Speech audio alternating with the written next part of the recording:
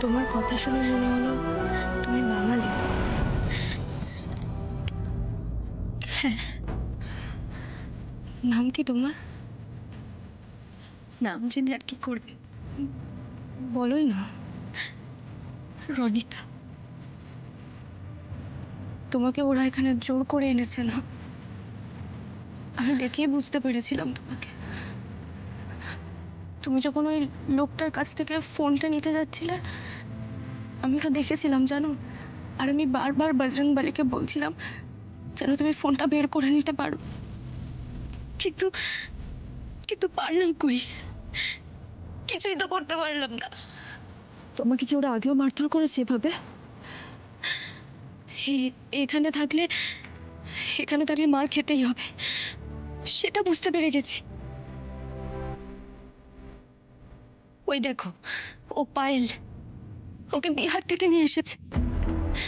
আর ও হচ্ছে বিনীতা, ওকে রাজস্থান থেকে নিয়ে এসেছে। আমাদের সবাইকে দেশের বিভিন্ন জায়গা থেকে এখানে নিয়ে এসেছে কাজের বাহানা দিয়ে। সত্যি এগুলো এতদিন শুনেছি, কোনদিন ভাবতে পারিনি যে আমার সঙ্গে এগুলো ঘটবে। সবই ভাগ্য।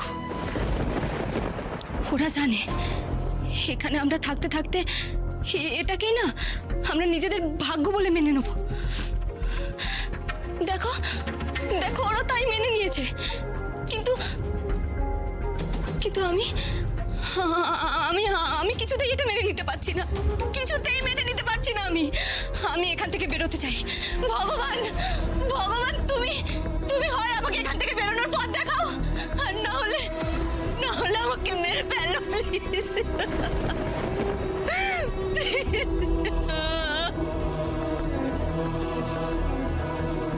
মরার কথা ভাবছো কেন?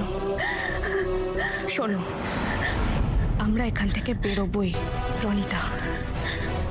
আমি কথা দিচ্ছি, আমরা যদি এখান থেকে বেরোতে পারি তাহলে শুধু তোমাকে নয়, যাদের যাদের এখানে জোর করে আটকে রাখা হয়েছে তাদের সবাইকে নরক থেকে উদ্ধার করব। আমি করবই।